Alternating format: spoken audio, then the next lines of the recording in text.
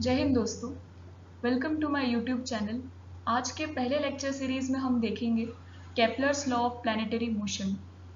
पढ़ेंगे, जानेंगे और समझेंगे इस लॉ को। जोनेस केपलर जो कि एक जर्मन एस्ट्रोनॉमर थे, उन्होंने तीन ही बड़े बेसिक फंडामेंटल लॉज दिए जो प्लैनेट और सन के फंडामेंटल मोशन को गवर्न करते हैं। केपलर जो थे वो असल में टाइको ब्राहे के एक असिस्टेंट थे और करीब उनको 16 इयर्स लग गए तीन लॉज ऑफ प्लैनेटरी मोशन को डिराइव करने के लिए। कई सारे एक्सपेरिमेंट्स किए, कई सारे रिसर्च किए, कई सारा वर्क किया उन्होंने टेलीस्कोप में, तब जाकर उन्होंने इन तीन लॉज को डिराइव किया। आइए जानते हैं एक एक करके इन तीनों लॉज को। Now first law, that is known as law of orbit और लॉ ऑफ इलिप्स। जैसा कि हम जानते हैं कि जितने भी प्लैनेट्स होते हैं वो सन के आसपास एक इलिप्टिकल ऑर्बिट में रिवॉल्व करते हैं। बट बिफोर हैंड कोपरनिशियन थ्योरी जो थी वो ये कहती थी कि orbit is not an elliptical but it is circular in shape. But after the experimental observations conducted by Kepler, he had concluded that the orbit is elliptical and Sun is located at either of the foci of the ellipse. That's why the path is not in a circular shape but it is slightly elongated. It also states that the sum of the focal distance of any point on an ellipse is constant and equal to the length of the major axis of the ellipse. We know that in the ellipse, this axis is known as the major axis and this axis, vertical axis, that is y dash, is known as the minor axis.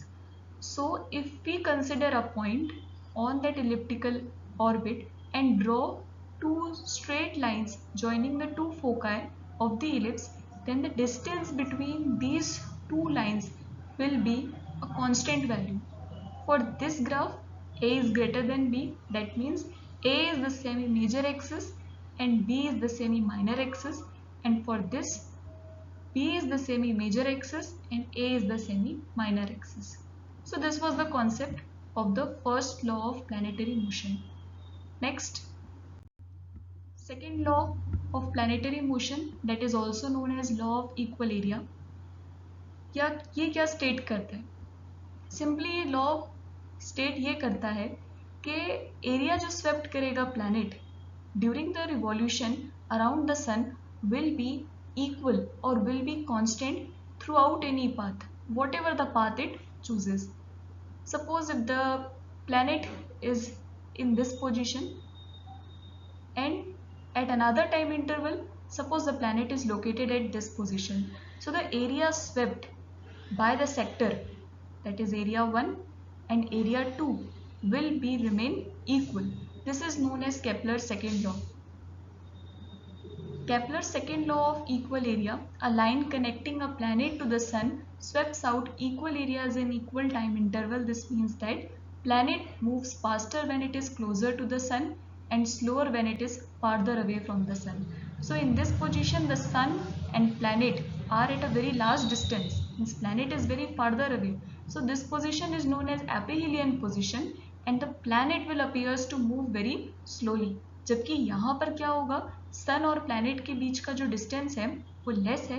इस position को हम perihelion position कहेंगे and the planet will move very faster from this area, from this time interval. We will see in the next slide कि ऐसा क्यों हो रहा है और इसका मैथमेटिकल एक्सप्रेशन देखेंगे।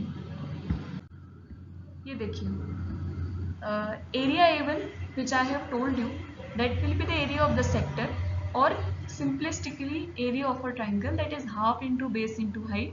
The base will be the arc, that is distance, or velocity into time. Del t is the time interval. Height is the radius of the orbit, that is r. If we substitute all these values in this equation, what we get? The area will be half into v into del t into r. If we transpose this del t here, that the thing in the LHS जो हमको चाहिए थी left hand side में, that we are able to find, that is area in a given time interval, will be equal to r into v. If we multiply m and divide m on the RHS, what we get? V into m, that is momentum, r into momentum upon twice m, r into p, that is angular momentum, p into position vector, upon twice m is constant, we know that, mass of the planet, and L is the angular momentum. In this case it also remains constant. क्यों? क्योंकि जो force है वो कैसा है? Central force है, acting towards the center of the sun, and it always remain constant. So the whole RHS will become constant, and we get that area in a given time interval swept will be constant. So this is the mathematical expression that proves, जो बता देता है हमको ये कि कैसे area जो swept किया गया है कैसा है? इक्वल है, that is constant है. Now the third is the third law, or also known as the law of periods or law of harmonies. A very very important law, जिसके बेसिस पे कई सारे हमारे न्यूमेरिकल्स होते हैं. क्या कहता है केपलर्स का third law?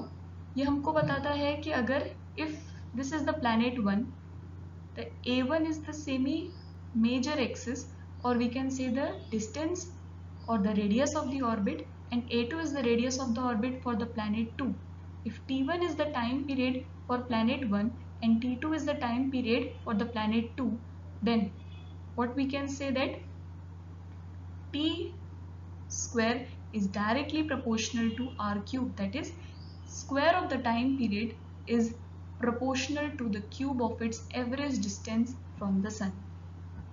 It will show you that time period will depend upon the cube root of the semi-major axis of the planet that is orbiting around the sun. Now we are going to deal with the mathematical expression of the third law.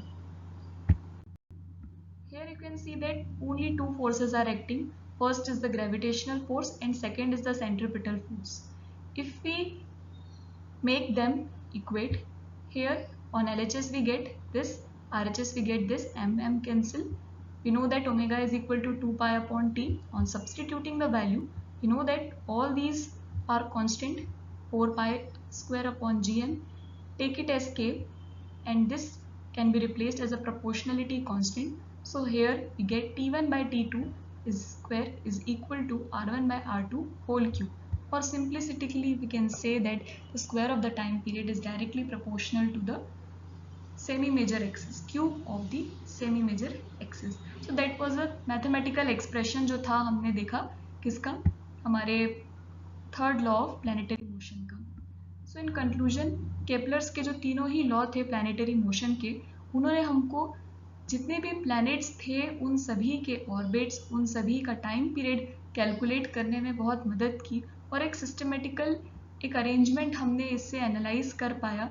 कई सारे data को हमने collect किया कि how the arrangement of planets are there in our solar system. So these laws revolutionized our understanding of planetary motion and provided a foundation for Isaac Newton's later work on gravitational force and celestial mechanics. Kepler's law apply not only to the planets in our solar system but also to the other celestial objects, and hence for launching of artificial satellites or any uh, further interventions, these Kepler's law of planetary motion form the basis. So thank you. Do like, share and subscribe my channel if you get some information from my video. Thank you.